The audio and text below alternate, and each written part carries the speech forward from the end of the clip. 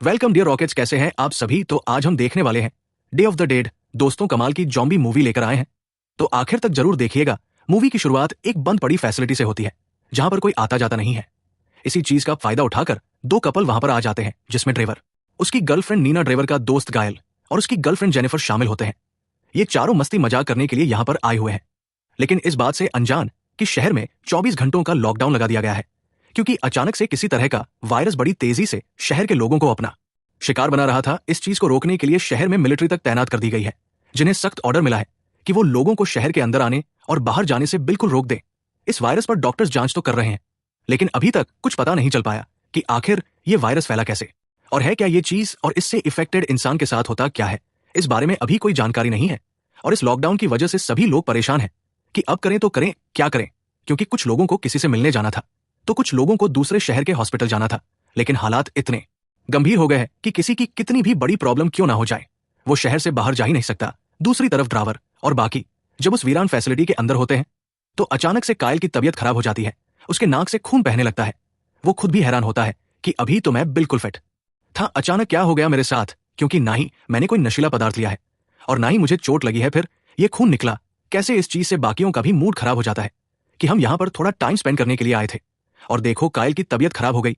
इसीलिए दोस्तों वो यहां से जाने का डिसाइड करते हैं। उन्हें तो ये लग रहा होता है कि कायल ने जरूर किसी नशील पदार्थ का सेवन किया है, जिसके ओवरडोज की वजह से उसकी तबीयत बिगड़ गई है। इसी वजह से जेनिफर भी कायल से नाराज हो जाती है, क्योंकि वो दोनों यहां पर अच्छा टाइम स्पेंड करने के लिए आए थे। लेकिन क्या हाल हो गया, तो वो उससे गुस्से में कहती कि तुम्हें जाना है तो चले जाओ, मैं अपना पैदल एक घर चली जाऊंगी। इसलिए ट्रेवर, नीना और कायल को अपनी गाड़ी में बिठाकर वहां से चला जाता है। अब ये तीनों तो यहां से जा चुके हैं दोस्तों, लेकिन डियरिंग दिखाकर जेनिफर ने जो उनके साथ ना जाने का फैसला किया, उसका खामियाजा तो उसे भुगतना ही पड़ेगा। वो जैसे ही अकेले घर की ओर जा रही होती है ना, तभी उसे आसपास किसी के होने का एहसास होता है। ऐसा लगता है कोई उसका पीछा कर रहा है। इस चीज से उसको थोड़ी घबराहट भी हो जाती है और डर के मारे वो वहां से भागने लगती है, पर अफसोस कि वो ज्यादा दूर नहीं भाग पाती और एक जॉम्बी वहां पर आकर उसे बड़ी बेरमी से मार डालता है। यानी कि जो वायरस फैला वो लोगों को जॉम्बी बना देता है। अब लगता है कि शहर में जॉम्बीज का सैलाब आएगा, बड़ा मजा आएगा। दोस्तों, देखने में मूवी है यार, इसीलिए कह रहा हूं। अगले समय हम एक रेडियो स्टेशन को देखते हैं, जहां पर एक सोल्जर आकर जिम नाम के बंदे से कहता है, देखो हर रेडियो पर यह मैसेज भेजो कि शहर में वायरस फैला हुआ है, कोई भी बाहर जाने की कोशिश ना करे। लेकिन जिम कहता है कि मैं तो नहीं बोलूंगा, पहले तो मुझे ये बताओ कि ये वायरस कैसा है और कितना खतरनाक है। पर सोल्जर्स को ऑर्डर मिले थे कि किसी को किसी भी तरह की जानकारी पब्लिक नहीं करनी है। मतलब ये वायरस क्या है, इसके असर क्या होते हैं, ये किसी को नहीं बताना, वरना हड़क मच जाएगा। इसलिए वो सोल्जर भी उसे कुछ बताता नहीं। दूसरी तरफ दोस्तों, हम सारा नाम की एक सोल्जर को देखते हैं, जिसे खबर मिली है कि उसकी मां की तबीयत अचानक खराब हो गई है। तो वह अपने साथी सोल्जर मैक्स के साथ घर की ओर ही आ रही होती है, ताकि वहां से अपनी मां को मिलिट्री हॉस्पिटल में एडमिट करवा पाए, क्योंकि हाल फिलहाल में वही अवेलेबल है। साथ ही दोस्तों, ये सारा है ना, ये ड्राइवर की बहन है।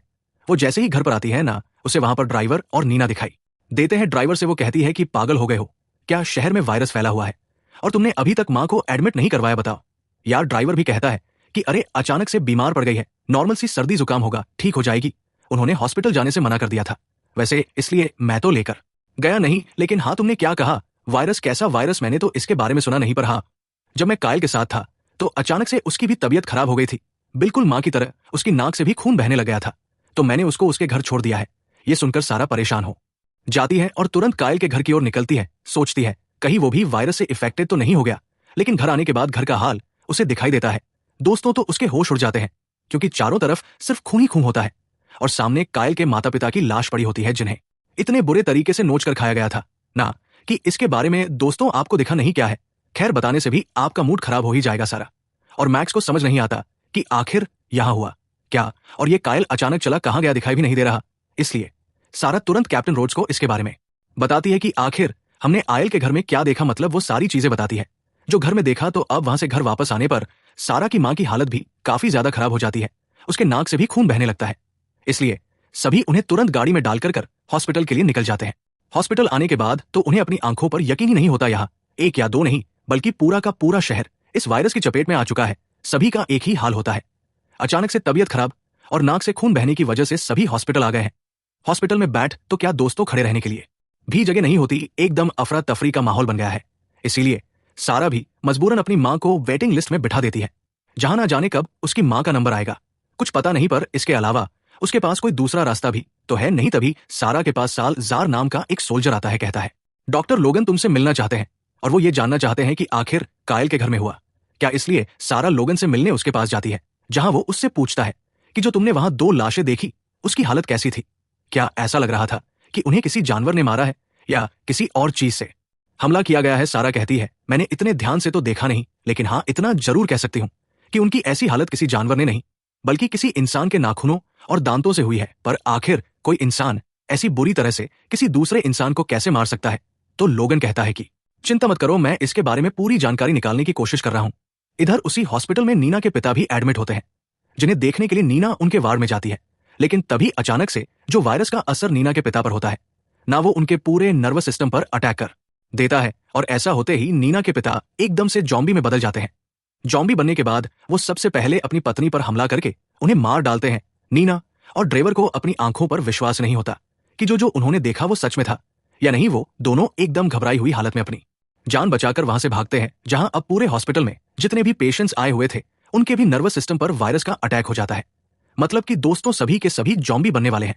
इधर शहर के पावर प्लांट पर जो वर्कर्स काम कर रहे होते हैं वो भी वायरस से इफेक्टेड होकर जॉम्बी में बदल जाते हैं, जिसमें से कुछ तो पावर प्लांट से ही चिपक जाते हैं। और अब होना क्या था, शहर की पूरी लाइट चली जाती है। एक तो शहर में लाइट नहीं, ऊपर से पूरे का पूरा शहर एक के बाद एक करके जॉम्बी में बदलते जा रहा है। बड़ा ही भयानक माहौल है। दोस्तों इधर कुछ सोल्जर्स कायल के घर पर आते हैं ताकि वहां का हाल देख पाए, लेकिन तभी गाल जो घर में छुपा हुआ था वो उन सोल्जर्स पर हमला करके उन्हें भी जॉम्बी बना देता है। दूसरी तरफ रेडियो स्टेशन पर जिम के साथ जो सोल्जर था उसको रेडियो स्टेशन के बाहर से कुछ आवाजें आती है। वो जैसे ही बाहर आकर देखता है उसका स्वागत करने के लिए वहां पर जॉम्बीज पहुंच जाते हैं यार, उसे नोच नोच कर खा जाते हैं। ये लोग ये देखकर तो जिम की भी हालत खराब हो जाती है। कुछ जॉम्बीज जैसे उसकी तरफ बढ़ते हैं, वो तुरंत अपनी जान बचाते हुए रेडियो स्टेशन के अंदर आकर दरवाजा बंद कर देता है। वही दोस्तों हॉस्पिटल के अंदर ट्रेवर और नीना के पीछे जॉम्बीज की पूरी फौज बढ़ जाती है। कुछ तो जमीन पर भागकर आ रहे होते हैं तो कुछ दीवार से छिपकली की तरह चिपक हुए उनके पीछे पड़े होते हैं। लेकिन दोनों हैं कि बड़ी मुश्किलों से अपनी जान बचाकर हॉस्पिटल के बाहर आने में सफल हो जाते हैं। वही हॉस्पिटल में कैप्टन रोड्स के पीछे भी जॉम्बीज पड़ जाते हैं, वो उनसे बचकर भाग रहा होता है। तभी वहां पर सारा और बाकी सोल्जर्स भी पहुंच जाते हैं, लेकिन वो रोड्स को बचा पाते इससे पहले जॉम्बीज उस पर हमला करके बड़ी बुरी तरह से उसकी जान ले लेते हैं। इसके बाद जॉम्बीज बाकियों के पीछे पड़ जाते हैं। दोस्तों तो वो लोग अपनी जान बचाकर हॉस्पिटल के स्टोर रूम की ओर भागते हैं, लेकिन रास्ते में गलती से मैक्स के पास से गाड़ी की चाबी गिर जाती है। हो गया यार काम, अब उन्हें यही स्टोर रूम में फंसे रहना होगा या फिर अगर हॉस्पिटल से जाना है तो चाबी लेकर आना होगा। दोनों तरफ से अब ये लोग फंस चुके होते हैं। उनके पास ना कोई गन है ना कोई हथियार। एक गन थी, वो भी रोड्स के पास थी, जो कि बाहर कॉरिडोर में मरा पड़ा हुआ है। अब इनको समझ नहीं आता कि करे तो करे क्या करे। इधर ट्रेवर और नीना दोनों को भागते हुए रेडियो स्टेशन के अंदर से किसी इंसान की परछाई दिखाई देती है, तो दोनों डिसाइड करते हैं कि रेडियो स्टेशन के अंदर जाएंगे, क्योंकि सड़क पर तो जॉम्बीज ने अपना बसेरा डाल के रखा हुआ है। इंसान की जगह सड़कों पर जॉम्बीज घूम रहे होते हैं, इसलिए दोनों हिम्मत जुटाकर रेडियो स्टेशन की ओर भागते हैं। लेकिन दरवाजा अंदर से बंद होता है। वो दोनों दरवाजा पीट पीट कर उसे खोलने की कोशिश कर रहे होते हैं, जहां उनके शोर की आवाज जॉम्बीज सुन लेते हैं। और फिर होना क्या था दोस्तों, पूरे जॉम्बीज की फौज उन दोनों को खाने के लिए उनके पीछे पड़ जाती है। लेकिन यहाँ किस्मत उन दोनों का साथ दे देती है। जॉम्बी के उन तक पहुंचने से पहले जिम दरवाजा खोलकर दोनों को अंदर ले लेता है। अंदर आने के बाद दोनों को वहां एक कपल भी दिखाई देता है जो जॉम्बी से बचकर यहाँ पर आ गए थे, इसलिए जिम ने उन्हें भी यहाँ पर रखा होता है, जिससे अब रेडियो स्टेशन के अंदर टोटल 5 लोग हो गए हैं। दोस्तों दूसरी ओर सारा कहती है कि हमें एयर 1 के जरिए कॉरिडोर तक जाना होगा, ताकि रोड्स की गन और मैक्स की गाड़ी की चाबी ले पाए। उसके बाद ही हम हॉस्पिटल से बाहर जा सकते हैं, क्योंकि यहाँ पर कुछ भी ऐसा नहीं है जिससे हम खुद को बचा पाएंगे। और रेस्क्यू आने का तो सवाल ही पैदा नहीं होता। नहीं, इन जॉम्बीज को देर लगेगी दरवाजा तोड़कर अंदर आने में, इसीलिए मैक्स और सारा दोनों एयरवेंट के अंदर चले जाते हैं। और थोड़ी दूर आने के बाद उनको एक जगह पर रोड्स की लाश दिखाई देती है, जिसके दोनों पैरों को जॉम्बीज ने खा लिया था। तो सारा वहीं से नीचे उतरकर तुरंत कमरे का दरवाजा बंद कर देती है, ताकि जॉम्बीज यहां पर पहुंच ना पाए। तभी वहां पर साल जार पहुंच जाता है, जो खुद भी दोस्तों यहां छुपा हुआ था। इसके बाद सारा रोड्स की गन और उसकी गाड़ी की चाबी लेकर फिर से एयरवन के जरिए अंदर जाने लगती है। बाकी लोग तो चले जाते हैं, लेकिन जैसे ही सारा अंदर जा रही होती है तभी रोड से जॉम्बी बनकर जिंदा हो जाता है, जो सारा को देखकर उसका पैर ही पकड़ लेता है। सारा खुद को छुड़ाने की काफी कोशिश करती है, पर बड़ी मजबूती से रोड्स ने उसका पैर पकड़ा हुआ था, छोड़ने का नाम ही नहीं लेता। और पैर पकड़े पकड़े वो एयरवेंट के अंदर भी चला जाता है। पर तब तक सारा खुद को छुड़ाकर स्टोर रूम तक आ जाती है। रोड्स भी एयरवेंट से होकर स्टोर रूम में आने की कोशिश कर रहा होता है। मैक्स जैसे स्टोर रूम का एयरवेंट बंद कर रहा होता है ना, तभी रोड्स उसके हाथ में काट लेता है। फेंट तो बंद हो चुका था, लेकिन अब मैक्स भी इफेक्टेड है। साल्जर उसको शू करने की कोशिश करता है, लेकिन सारा उसको रोक कर कहती है कि रुको। वो मैक्स के हाथ में बलीच डालकर सभी से कहती है, कोई मैक्स को कुछ नहीं करेगा। अगर वो जॉम्बी बनता तो जरूरत पड़ने पर ही हम उसे मार डालेंगे, बल्कि मैं खुद मार डालूंगी इससे पहले। लेकिन कोई भी मैक्स को हाथ नहीं लगाएगा, इसलिए सारे लोग मैक्स को छोड़ देते हैं। इधर ट्रेवर रेडियो स्टेशन पर अनाउंस करके कहता है कि हम यहां फंस चुके हैं, कोई हमारी मदद करो प्लीज। हम 5 लोग हैं, अगर कोई ये सुन रहा है तो प्लीज हमारी मदद कीजिए। इस अनाउंसमेंट को जॉम्बी बनी ट्रेवर की मां सुन लेती है और वो ट्रेवर की आवाज आज तक को पहचान लेती है। यानी कि जॉम्बीज अपनों को काफी हद तक पहचान लेते हैं। ये बढ़िया बात है। दूसरी तरफ सारा और बाकी हॉस्पिटल से जाने की तैयारी करने लगते हैं, क्योंकि उन्हें रोड्स की गन के साथ उसकी गाड़ी की चाबी भी मिल गई थी। और अब उनको जो सामान मिलता है वो उसी सामान को उठाकर स्टोर रूम की खिड़की तोड़ देते हैं और उसकी मदद से हॉस्पिटल के बाहर आ जाते हैं। जहां आते ही जॉम्बीज फिर से उन पर टूट पड़ते हैं, क्योंकि आसपास के इलाके में कोई इंसान बचा ही नहीं थे। सिर्फ जॉम्बीज तो पूरे इलाके की जॉम्बीज वहां पर पहुंच जाते हैं। सच में दोस्तों बड़ा खतरनाक सीन है, लेकिन सार और बाकी भी बढ़िया तरीके से उन सारे जॉम्बीज का मुकाबला करते हैं। शुरुआत में तो उनकी गोलियों का जॉम्बीज पर कोई असर नहीं होता, लेकिन जब सालजार उनके सर पे गोली मारता है तब वो इससे मर जाते हैं। यानी कि जॉम्बीज को मारना है तो सीधे उनके सर पे शूट करना होगा। ये लोग यहां जॉम्बी से लड़ रहे होते हैं तो वही लोगन चालाक आदमी है। दोस्तों उसके पास उसकी गाड़ी की चाबी मौजूद है। वो इन सभी को बेवकूफ बनाकर अपनी गाड़ी में सवार होकर वहां से निकल जाता है। सारे लोग उसे खूब गालियां देते हैं कि धोखेबाज कहीं का, क्योंकि जब इन लोगों ने पूछा था तब उसने मना कर दिया था कि मेरे पास कोई गाड़ी नहीं है। अगर उसने पहले बता दिया होता तो जान पर खेलकर रोज की गाड़ी की चाबी नहीं लेनी पड़ती इनको। लेकिन अब वो करी क्या सकते हैं। वो सभी तुरंत रोज की गाड़ी में सवार होकर सारे जॉम्बीज को कुछ चलते हुए आगे बढ़ते हैं। अब धीरे धीरे करते हुए मैक्स की भी हालत खराब हो जाती है, यानी कि उसका भी टाइम करीब आ चुका है। जॉम्बी बनने का वो काफी ज्यादा डरा हुआ होता है, लेकिन सारा और सालजार उसे हिम्मत देते हैं कि कुछ नहीं होगा। दूसरी ओर दोस्तों रेडियो स्टेशन में ट्रेवर और नीना को कचरे के डब्बे के अंदर एक टिश्यू दिखाई देता है जिस पर खून लगा होता है। यानी कि यहाँ जो 3 लोग मौजूद हैं उनमें से कोई तो ऐसा है जो इफेक्टेड है, लेकिन बता नहीं रहा। नीना उन तीनों को चाकू दिखाते हुए कहती कि सच बताओ कौन इफेक्टेड है, वरना सभी मारे जाएंगे। पर तभी कोई बताने को तैयार नहीं होता, क्योंकि उन्हें पता था बताने पर भी मरना ही है। तभी जिम के नर्वस सिस्टम पर वायरस का असर हो जाता है, यानी कि जिम ही इफेक्टेड है।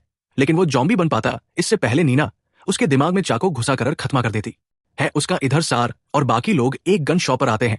वहां से वो अच्छी गन्स ले लेते हैं जो जॉम्बी से लड़ने में उनके काम आएगी।